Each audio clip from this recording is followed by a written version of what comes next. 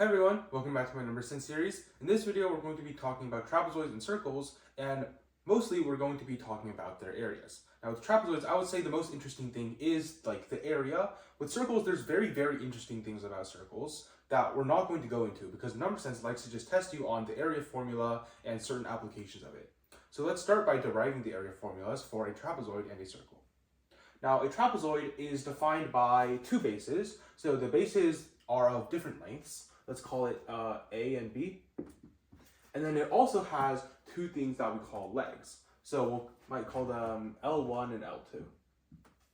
Now, these two legs don't matter too much unless the legs are equal. If the legs are equal, then we actually call it an isosceles trapezoid, just like how in an isosceles triangles, we have two of these legs that are equal. If these two legs are equal, in a trapezoid, we call it an isosceles trapezoid. And an interesting thing about an isosceles trapezoid is that the center of this upper base and the center of this lower base are perfectly aligned. Like, you can think of it as this upper base and this lower base being perfectly centered along the same line. So that's an interesting thing about isosceles triangles that we're going to have to think about later. Now with a trapezoid, of course, we want to find the area usually. And so how can we find the area of this weird looking shape? Well, there are a few ways, but my favorite way to derive it is actually just by drawing a line. For example, drawing this line, splitting this trapezoid into two triangles. Now, to find the area of the trapezoid, we can just find the area of the two triangles and add them up. And to do that, we need something called height, h. So we'll call height h, and usually they're going to give us height if we want to find area, but not always. The questions where they don't give us height are going to be the most challenging ones, but generally they will give you the height. So the area of this bottom triangle is going to be base times height over 2. You know, it's just the formula for the area of a triangle.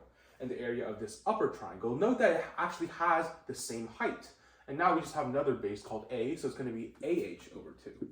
So it's b times h over 2 plus a times h over 2. And we often like to just write this as a plus b over 2 times h. In other words, it's the average of the heights, the average of the bases times the height.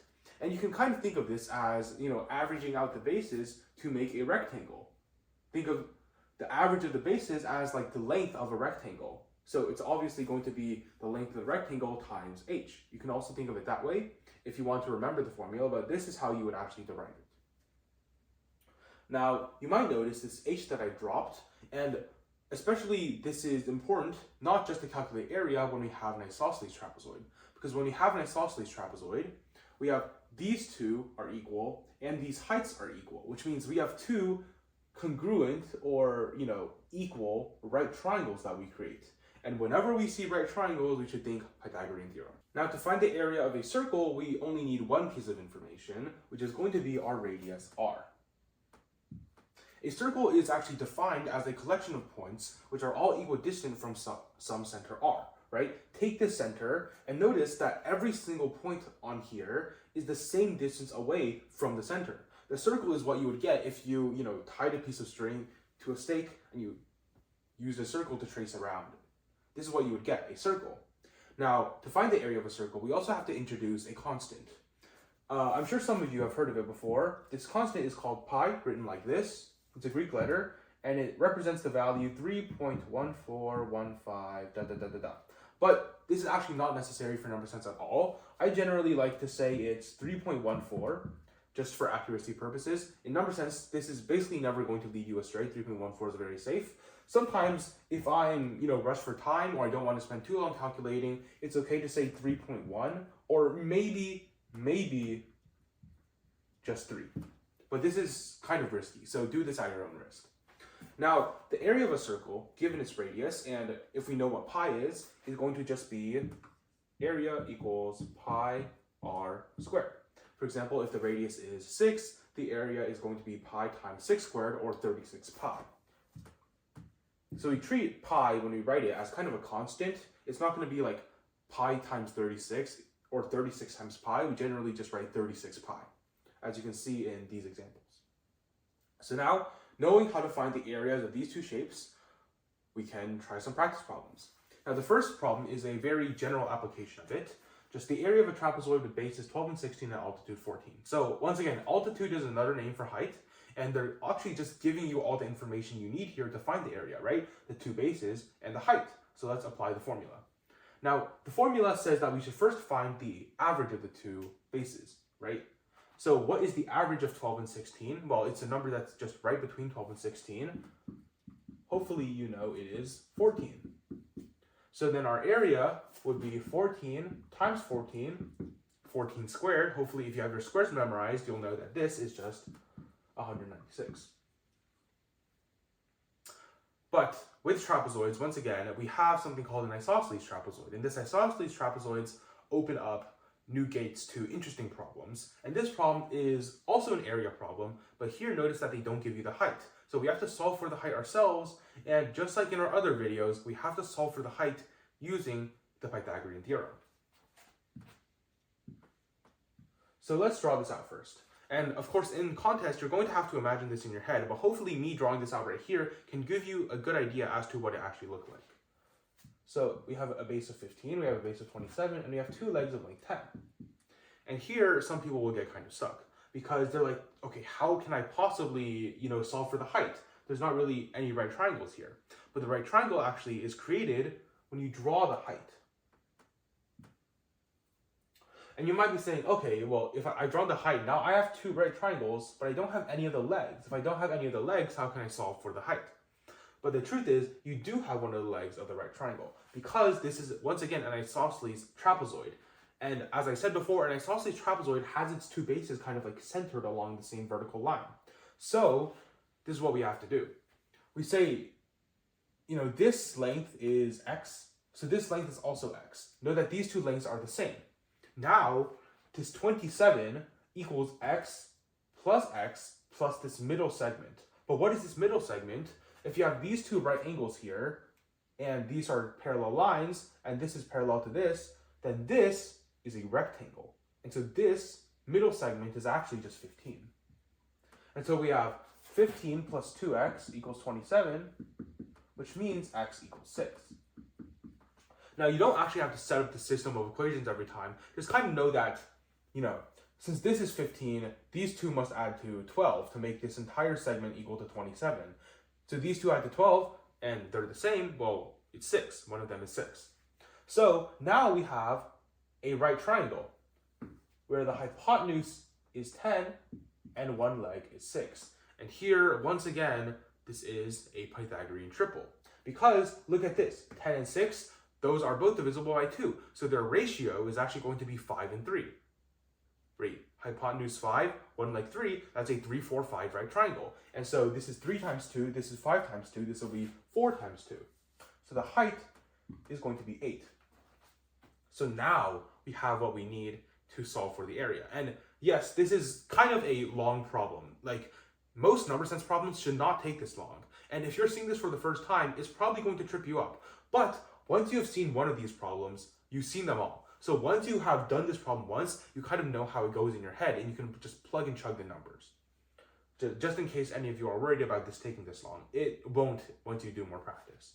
So given this height 8, now we just have to find, the average of the two bases and then multiply. So what's the average of the two bases? It's 15 and 27.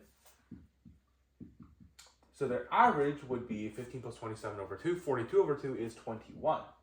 So our final answer is 21 times our height, 8, which equals 168. So that is isosceles trapezoids, Pythagorean theorem, and area. Some very nice concepts all bundled up into one question. Now next we move on to circles, and I think generally number sense circle problems all revolve around one thing, and that one thing is radius / diameter and area. Now, in case any of you don't know what a diameter is just this thing. It's 2 times the radius. Okay, so when they ask you for the diameter of a circle, what you usually have to do is just find the radius using this formula, pi r squared, reverse engineering, and then multiply by 2. That's how you find the diameter. So let's do it. The diameter of a circle with area 49 pi is. So here we are given the area and we want to solve for r. So let's set up our equation. 49 pi equals pi times r squared. And we see pi on both sides. Once again, pi is just a number, right? It's like 3.141592655. We can just divide by pi on both sides. Now we have 49 equals r squared. Technically this is two solutions, but r is positive, so r equals 7. Now, don't write 7 down because they want the diameter. This is a little bit tricky from number sense, but, just keep your eyes on the goal, right? We want the diameter, so we take the radius, multiply it by 2, and we get 14. Now our last question is once again going to be an estimation question, and the challenge in this question is getting the pi out. Because if we are given an area 6543, we want to set it equal to pi r squared. And in order to find r, like we did over here, we're going to have to divide by pi first. But this is not a multiple of pi, so what can we do? Well, of course, it's an estimation question, so we should kind of estimate this as, what times pi is this? And I'll kind of run through my mental process when I do this. When I see this 6, that's the thing I'm focusing on. This is approximately 6,000. Of course, approximately is a very strong word here, but it's about 6,000. It's a little bit above 6,000. And pi is about 3. It's a little bit above 3. So I might say that this 6,000 is approximately 2,000 times 3, or it's approximately 2,000 pi. Of course, this is a very, very, not accurate approximation first. So what I have to do first is kind of verify this in my head. And so to verify this in my head, I'll say pi equals 3.14. And so 2,000 pi is approximately 6280. Now 6280 is in fact close enough for me to do this. So all good. So now I have 2,000 pi equals pi r squared.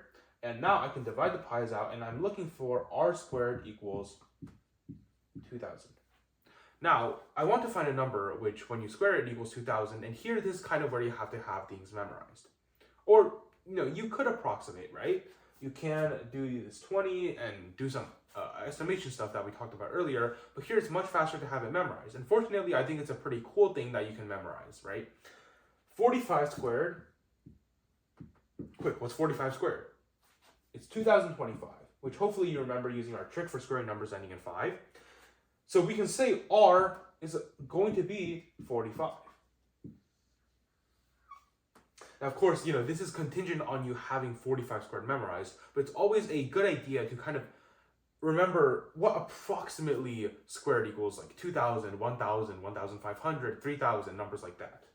And finally note here that when we set this equal to 2,000 pi, we are kind of underestimating r. But when we set r equal to 45 here, we are again overestimating it. And so this underestimate at the start and this overestimate at the end will combine to make a actually pretty accurate answer, because the real value of r is approximately 45.6. And this is way closer than you would expect to get with our weird estimation methods, right? It's not good estimation methods. We're just trying to make it good enough to do in your head quickly under pressure during contest. So r equals 45, pretty close approximation, will definitely get you points on the test. So that is trapezoids and circles. Now, once again, mainly, the thing that number sense is going to test you on relating to trapezoids and circles is going to be their area formulas. So trapezoids, remember, it's the average of the bases times the height, and with circles, it's going to be pi r squared. Remember this interesting thing about isosceles trapezoids, pi equals 3.14, and that's going to be it for today. Thank you guys so much for watching, and I'll see you next time.